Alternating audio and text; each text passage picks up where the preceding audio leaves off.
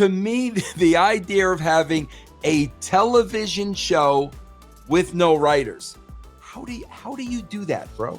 How do you do that?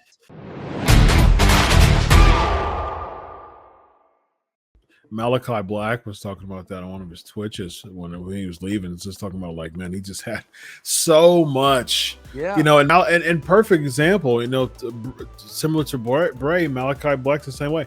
Just really soaking in, just eating and sleeping and dreaming about character ideas. Yes. Yep. And that would make, as a writer, that would make your job easier. Absolutely, bro. Absolutely, man. Because you have someone who already has a very creative mind of, like, giving you a trajectory of what they like to do with their directions or character for the next 6 months.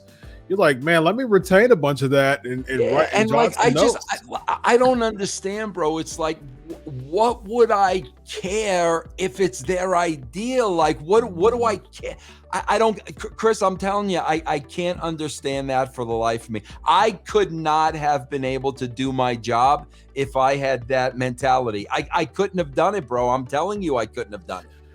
And I think the problem is with that is that we see a lot of, like, for instance, with Tony Khan's booking, you know, it's not heavily character based. Now, there are characters in AEW, but it's still the aim to get that pop, to get that holy crap moment, to get that catch can type of feel, you know, Just the stories are very lacking just across the board.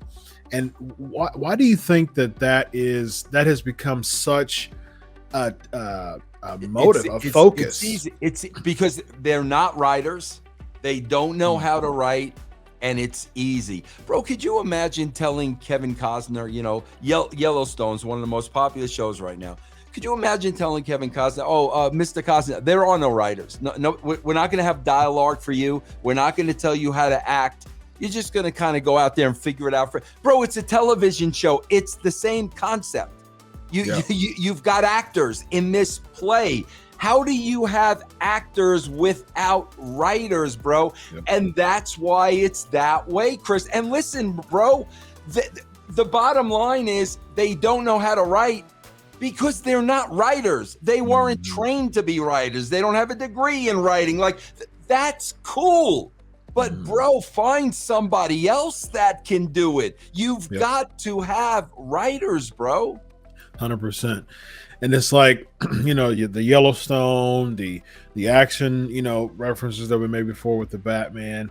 It's like, again, Batman is larger than life because he was created to be larger than life. Yeah, if you think about it, Vince, Batman has no special powers. Right. He's just a good gadget maker, right? So that's like he can't fly, but he can make he can make a darn good, you know, gadget to make him, you know, glide for a while, right? He has an amazing Batmobile, you know what I mean? Like he makes, you know, his presence in Gotham City cool. Yep. And it's because the comic book revolved around his accentuated his positives. You know, he turns in from one person, just a mere human, to Batman. I'm Batman, you know, right? And so that stuff, you're creating a character, right? And then you're thickening the plot. You don't turn a comic book and page 2, it's going straight into the action. Like, absolutely, that's not what happens. Absolutely, man.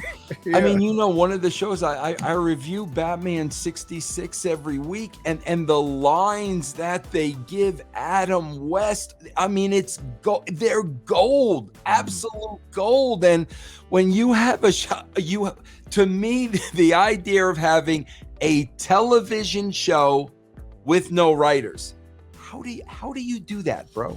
How do you do that? Yeah, and even if there's, like, you know, 30 or so writers in the WWE, it's like this polar opposite. It's like 30 in the WWE and like one in AEW. It's crazy, bro. It's absolutely insanity, man. And it shows that whether you have 30 or 1, it's not going to work if you're just not building characters and building stories. It's just it's oversaturation. It plateaus very quick, and now everybody's looking for the next spot. not necessarily the character development. I'm like into the character.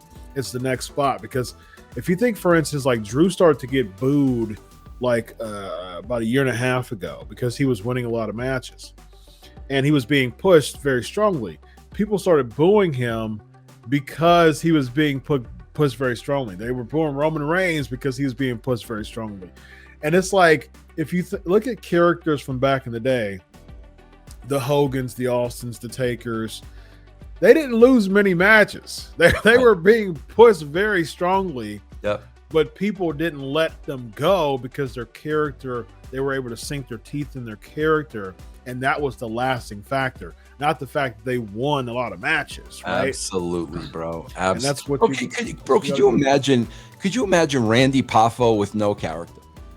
Right, exactly. You know what we would have, Jim Hellwig. Yeah. Do you know what we would have been cheated out of? Yes. Can you imagine these people with no character, bro? I agree with you 100%. Kurt Hennig. Oh my goodness. Yeah, Kurt Hennig. we saw Taker when he didn't have a character. Yeah, we saw Scott Hall when he didn't have a character. He went from Scott Hall in AWA, right? Just a thick mustache Scott Hall, right, to Razor Ramon, Scarface character. Same thing with Kurt Hennig. He was pushing AWA toward the latter end, but that paled in comparison to vignettes of throwing basketballs, behind his back, shooting hole-in-ones. That's what built up Kurt Hennig.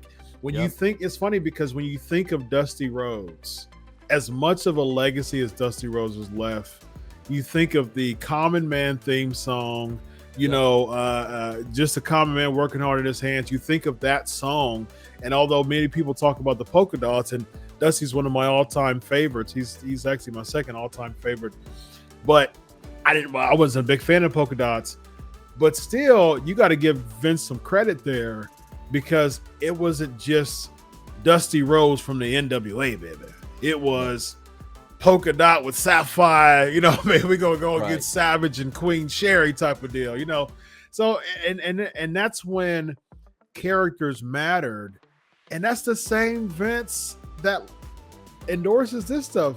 Vince Russo, like what do you say about that? That same Vince. I don't know, bro. I have that's why I don't even try, bro. I don't even try to figure out what they're thinking, because you can't. I am on such a different wavelength from them these days that I actually can't sit here and tell you what they're thinking or what they're going to do. Now, I could tell you what's logical. This is what they should do if they were thinking logically, but there's just so much illogic, bro. I can't even figure out what they're doing next. Yeah, it's unfortunate. Yeah. And that's why, Vince, I'm very hesitant to believe the quote that I read when it comes to the larger life characters. I hope that is the goal, and I think you make a very good point that a lot of the next door, looking people did go over to AEW for them to be pop after pop after spot after spot. Yep. And I'll give you that. I did see that transition over, but I think if you are going to transition and disassociate yourself from that type of look, when you have big stars on a platter, now it's on you to step your game up to make them look like stars. Yeah, I mean, bro, you're going to see I think we're going to see first with this Gable Steveson, because I want to know, okay, bro, I've seen him. You had Keith Lee.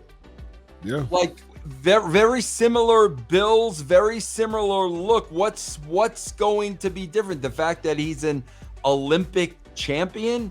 That's not enough, bro. Kurt Angle was an Olympic champion, but Kurt Angle was a larger than life personality who got fed good storylines. Yep. So if Gable Steveson is, a Olympic gold medalist, that's not enough, bro. That's not enough. I agree. We shall see what the future holds for Mr. Gable Steveson, and it should be interesting.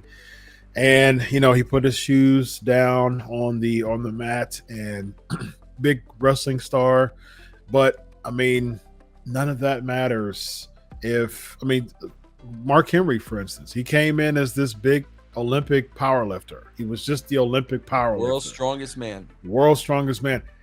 That didn't go over. He didn't.